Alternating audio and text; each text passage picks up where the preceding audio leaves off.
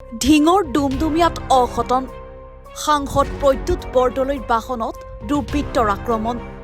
মুখত কলা কাপোৰ বান্ধি আক্ৰমণ দুৰ্বৃত্তৰ দলৰ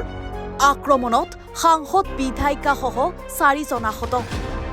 ঢিঙৰ ওপৰ ডুমডুমিয়াৰ নতুন প্ৰচাৰত সাংসদ প্ৰদ্যুৎ বৰদলৈ বিধায়িকা শিৱামণি বৰাৰ লগতে কংগ্ৰেছৰ মুখপাত্ৰ মহচিন খানৰ বাহনত আক্ৰমণ মুখত কলা কাপোৰ বান্ধি আক্ৰমণ দুৰ্বৃত্তৰ দলৰ এই আক্ৰমণত বিধায়িকা শিৱামণি বৰা সাংসদ প্ৰদ্যুৎ বৰদলৈ মহচিন খানসহ প্ৰদ্যুৎ বৰদলৈ নিৰাপত্তাৰক্ষী গুৰুতৰভাৱে আহত হয় লোকসকলক বৰ্তমানেও চিনাক্ত কৰিব পৰা নাই যদিও বিজেপিৰ একাংশ গুণ্ডা বাহিনীয়ে আক্ৰমণ কৰাৰ গুৰুতৰ অভিযোগ উত্থাপিত কৰিছে বিধায়িকা শিৱামণি বৰা আৰু সাংসদ প্ৰদ্যুৎ বৰদলৈয়ে ইতিমধ্যে ঢিঙৰ হলকুৰি আউটপোষ্টত এজাহাৰ দাখিল কৰিছে সাংসদ প্ৰদ্যুৎ বৰদলৈয়ে ইতিমধ্যে আহতসকলক চিকিৎসাৰ বাবে ঢিং FRUত লৈ গৈছে ঢিং আৰক্ষীয়ে নিৰ্বাচনৰ প্ৰচাৰৰ কাৰণে আহিছিলোঁ মোৰ লগত মাননীয় বিধায়িকা শ্ৰীমতী শিৱামণি বৰা আমি শেষৰখন যিখন মিটিং সেইখন জেঙনি স্লুইচ গেট বুলি কয় চবেই জানে ঢিং সমষ্টিত তাৰ পৰা মিটিং কৰি আমি পিছৰ মিটিংখনলৈ যেতিয়া আমি আহি আছোঁ আমাৰ প্ৰায় 6-7খনমান গাড়ী হঠাতে কথা নাই বতৰা নাই অলপ দূৰত সেই নিৰ্জন জেগা তাত চবেই ক'লা কাপোৰ তাৰমানে আগতেই ক'লা কাপোৰ চিলাই পেলাই তেওঁলোকে পোছাক তৈয়াৰ কৰি ৰাখিছে মুখত ক'লা কাপোৰ বান্ধি হাতত দীঘল দীঘল ৰড আহি পেলাই এফালৰ পৰা আমাৰ গাড়ীখন মোৰ গাড়ীখনকে আগভাতি ধৰিছে মোৰ গাড়ীখন অবভিয়াছলি তেওঁলোকে চিনি পায় যে এইখন সাংসদ প্ৰদ্যুৎ বৰদলৈ গাড়ী মোৰ গাড়ীখনত মই আৰু মাননীয় বিধায়িকা শিৱামণি বৰা আৰু সন্মুখত আমাৰ PSO এজন আছে আমি কথা পাতি আহি আছো পৰৱৰ্তী মিটিংখনলৈ হঠাতে আগচি ধৰি এফালৰ পৰা কুবাই তেওঁলোকে আইনাবিলাক ভাঙিবলৈ ধৰিলে ভাঙি পেলাই আমি আমাৰ ভাঙি অহা আইনাই যাতে আমাৰ ক্ষতি নকৰে আমি তলত শুই দিলোঁ কিন্তু তেওঁলোকে ৰড সুমুৱাই আমাক মাৰিবলৈ চেষ্টা কৰিলে আৰু হয় আৰু মোৰো তেজ ওলাইছে গ্লাছৰ টুকুৰাবিলাক আমাৰ শিৱামণি বৰা ডাঙৰীয়ানৰ তেজ ওলাইছে মোৰ PSOজনৰ তেওঁলোকে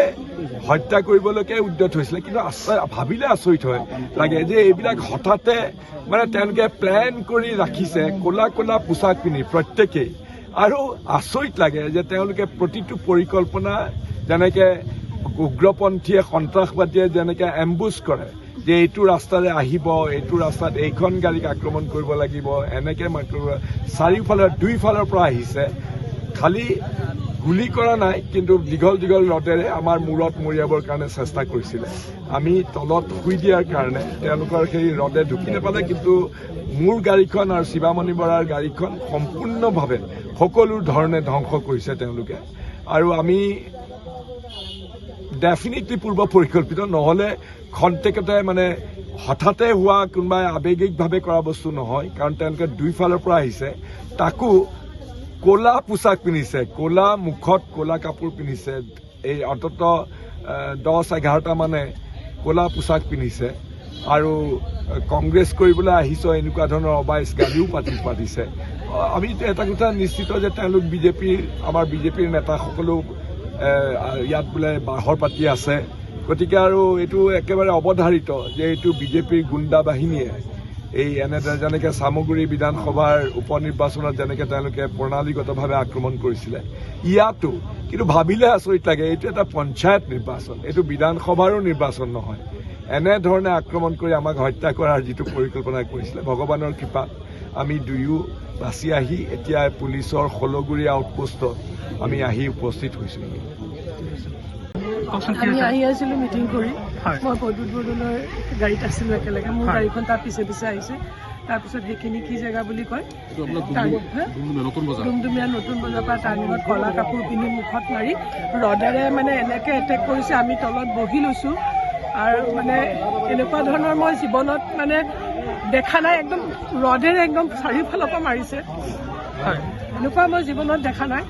আৰু মোৰ গাড়ীৰ ওপৰত আজি 3rd টাইম এটেম্প হৈছে, 3rd টাইম হৈছে এইটো, আৰু এইটো ডাইৰেক্টলি হিমন্ত বিশ্ব শৰ্মাই কৰাইছে, 3rd টাইমৰ কাৰণে কৰাইছে, হিমন্ত বিশ্ব শৰ্মাই কৰাইছে। মোৰ গাড়ীখন ভাঙি ৰেখে দুইখন একেলগে আহিছে। 15-20জন মান হ'ব। কলা কাপোৰ পিন্ধি আছে, মুখত কলা, আৰু বাঁহ নহয় একদম ৰদ, ডাঙৰ ডাঙৰ ৰদ। প্ৰথম এইফালে ফ্ৰণ্টত মাৰোঁতে তলত মাৰোঁতে মই তলত বহি দিলোঁ, গাড়ীত গ্লাছ এই মুহূৰ্তত এনেকুৱা লাগিছে মানে। আৰু মই যেতিয়া আগতে চামগুৰিটো এটেক হৈছিলে তাতকে বেছি ভয়ানকভাৱে ইয়াত এটেক হৈছে, বেছি ভয়ানকভাৱে হৈছে। গাড়ী গৈ থকা অৱস্থাতে হৈছে। গাড়ীখন অট'মেটিক মানে ফ্ৰণ্টটো যেতিয়া ভাঙি দিলে দুইখন গাড়ীৰে, তেওঁলোকে মানে নেদেখা হ'ল যে শ্ল' কৰিবলৈ বাধ্য হৈ গ'ল, আৰু সেইটো সুযোগতে একদম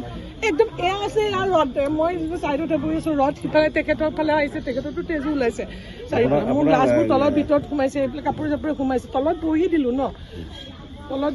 ইয়াত মূৰত গ্লাছ, মই তলত বহিলোঁ, চিটত বহিব পৰা অৱস্থা নাই, তলত বহি পেলাই। কোনে কৰিছে বাইদেউ, কাক ক'ব? মইতো ক'ম যি বিজেপি হিমন্ত বিশ্বৰ নিৰ্দেশতে কৰিছে, বিশ্ব শৰ্মাৰ নিৰ্দেশতে কৰিছে এইবিলাক। বাৰে বাৰে কোনে এটেক কৰিব এইবিলাক? বিজেপি এইটো কৰাইছে, চামগুৰিটো কৰাইছে, ইয়াতো কৰাইছে। টিঙৰ পৰা ছাইদুল ইছলামৰ ৰিপৰ্ট, এনিফাৰ 24।